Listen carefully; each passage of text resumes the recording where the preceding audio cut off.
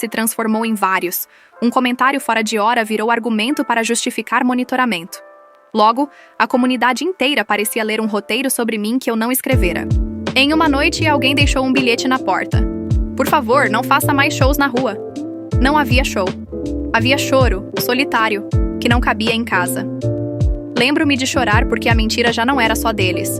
Agora o mundo acreditava.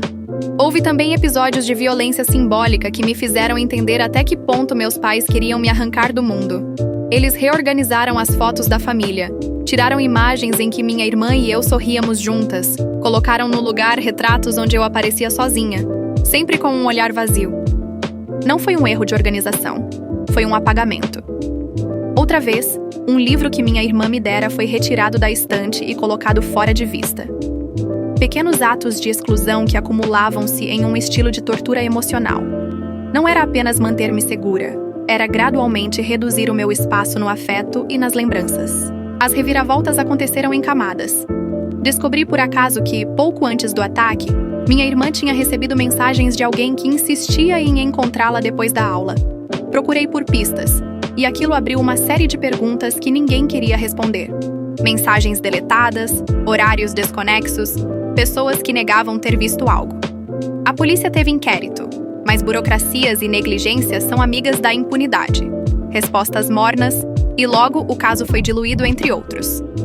Eu, porém, fui ficando com suspeita que não servia apenas para remendar tristeza. Havia algo além de azar naquele evento. Negligência, talvez? Ou segredos que alguém preferiu enterrar para manter reputações intactas. Meu pai começou a mudar de comportamento de formas ligeiras e sinistras. Ele passou a guardar caixas no quarto que antes eram do escritório. Falou em uma conversa que achei casual sobre arranjos e proteções legais. Havia notas de reuniões com advogados sobre herança, menções à readequação.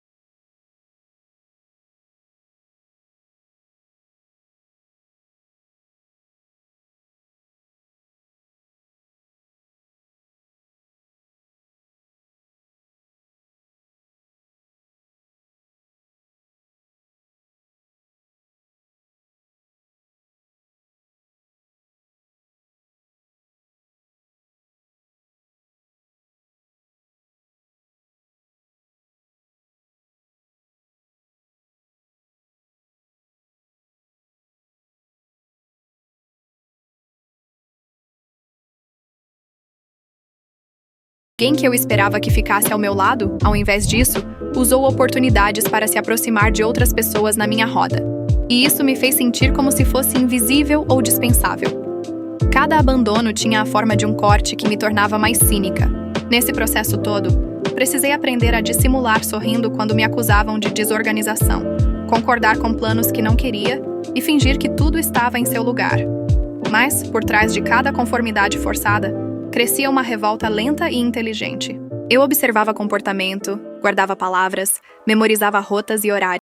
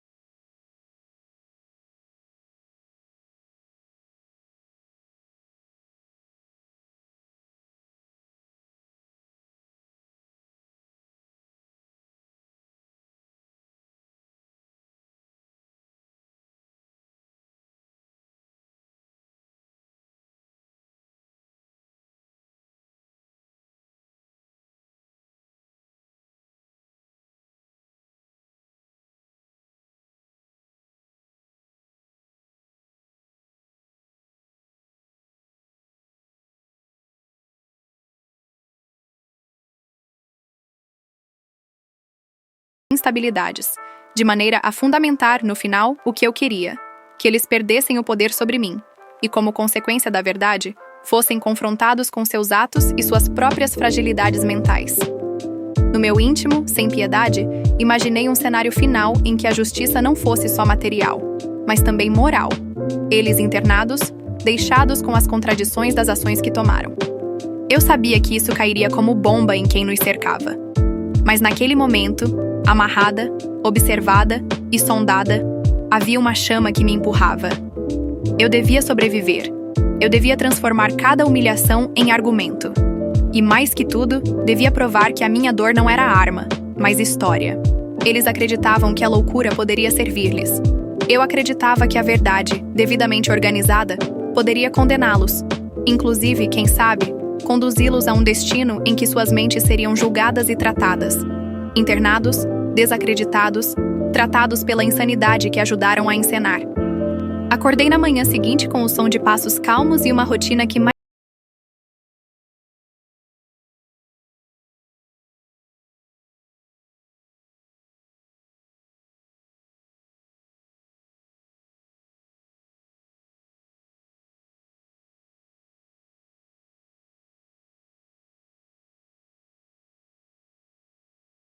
como puxar uma âncora do fundo do mar.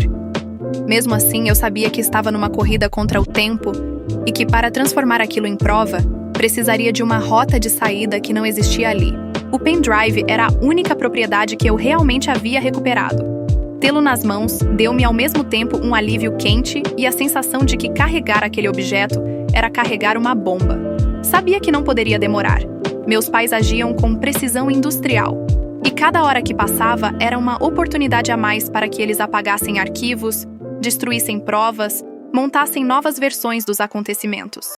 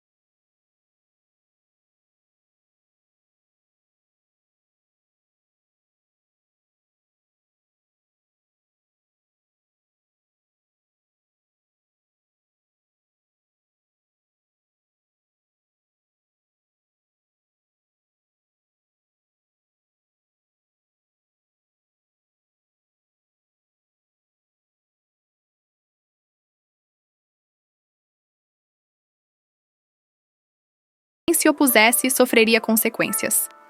A chantagem deles era vasta. Envolvia favores, medos e promessas.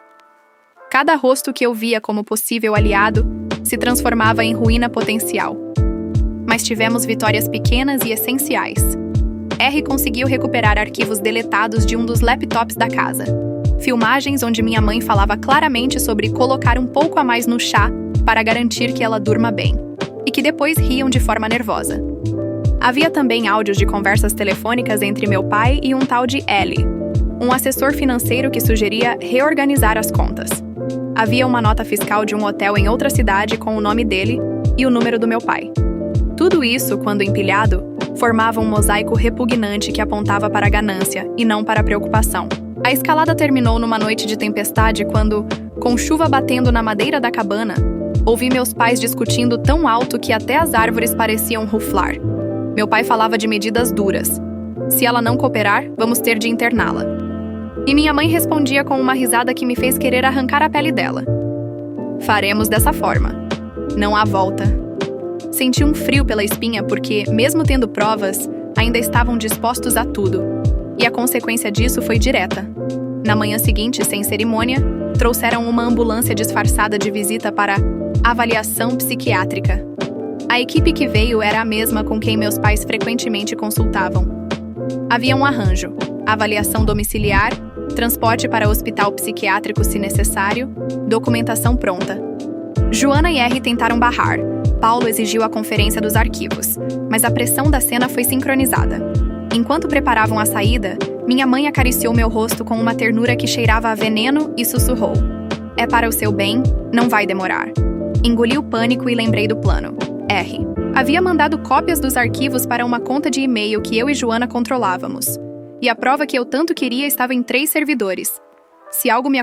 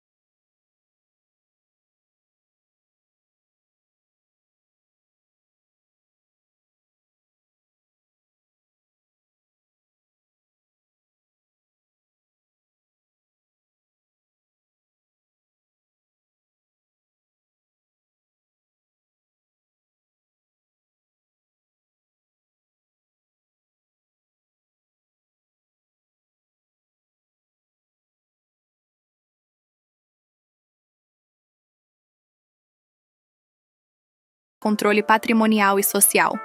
Mais do que ganância, havia calculismo. E o calculismo, quando exposto, vira prova. Paulo, nosso advogado, montou a petição com precisão de relojoeiro. Pedimos medidas cautelares para garantir que eu não fosse isolada de novo.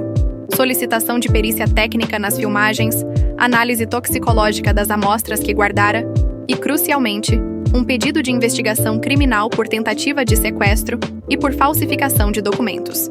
Paralelamente, iniciamos processo civil para anular as procurações e as transferências feitas sem meu consentimento. Todas as ações precisavam de uma base.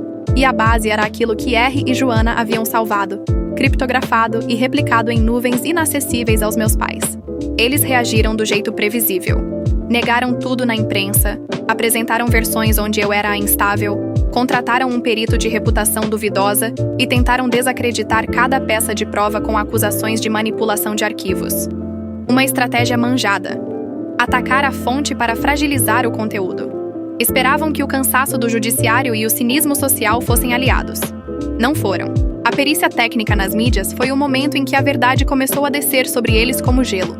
Especialistas em edição de vídeo apontaram cortes, trilhas sonoras colocadas estrategicamente e filtros aplicados para dar à imagem uma textura de desorientação. As análises toxicológicas feitas em uma amostra que eu havia escondido antes de tudo apontaram a presença de substâncias sedativas em quantidades compatíveis com as doses que me foram dadas nos chás e nas refeições. O laudo psicológico, apoiado por depoimentos de terapeutas que me acompanharam depois da internação, mostrou coerência. Traços de coerção, histórico de gaslighting e manipulação familiar. A soma desses elementos foi devastadora. Eles tentaram um golpe final. Tentaram retirar a minha guarda dos arquivos, alegando quebra de privacidade e difamação. Parecia uma jogada desesperada de quem sente a corda apertar. Nossa resposta jurídica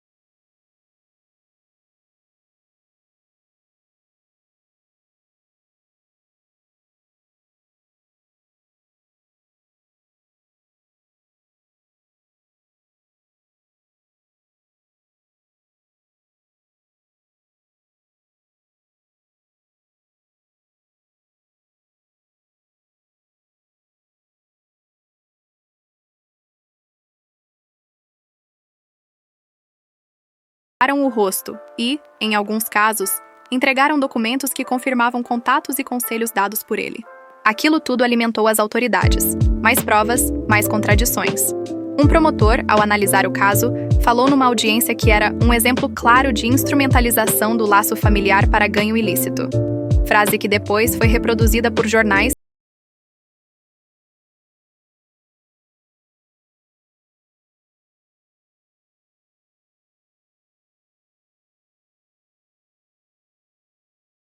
Não estou falando de uma vingança sádica.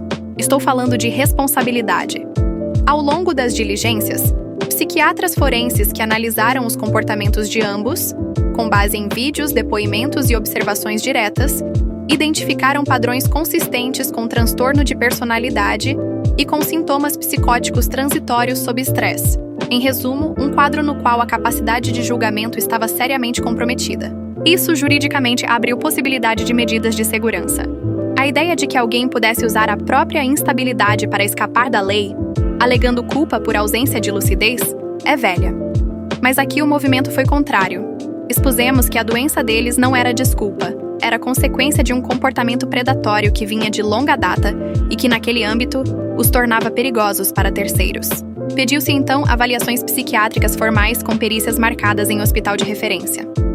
Em paralelo ao processo criminal, foi iniciado procedimento civil para nomeação de curadores provisórios e para bloqueio de contas, a fim de preservar bens até solução final. Houve resistência.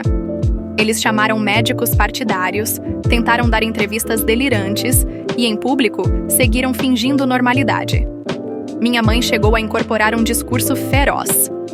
Dizia que tudo não passava de uma caça moderna às famílias, que eu estava sendo usada por alheios. Mas o quadro nos bastidores ia se compondo de maneira inexorável. Em uma das sessões de avaliação,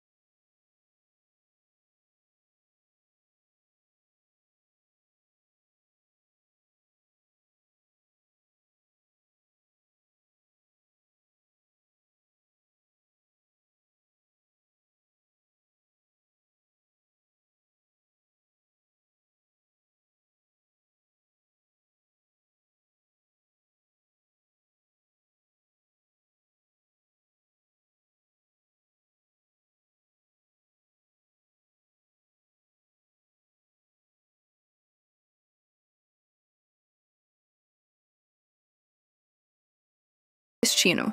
Eu recuperei documentos e parte do controle sobre a minha vida material.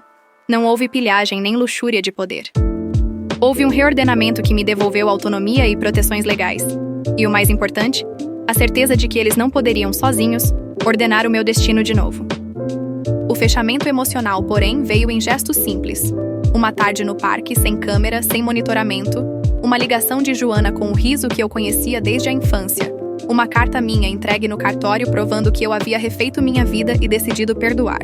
Não por eles, mas por mim, para que o ódio deixasse de me definir. A justiça não cura tudo, e a internação deles não traria minha irmã de volta. Mas trouxe limites. Trouxe a reparação mínima. Trouxe a redução do risco. Houve, claro, consequências que eu não havia previsto.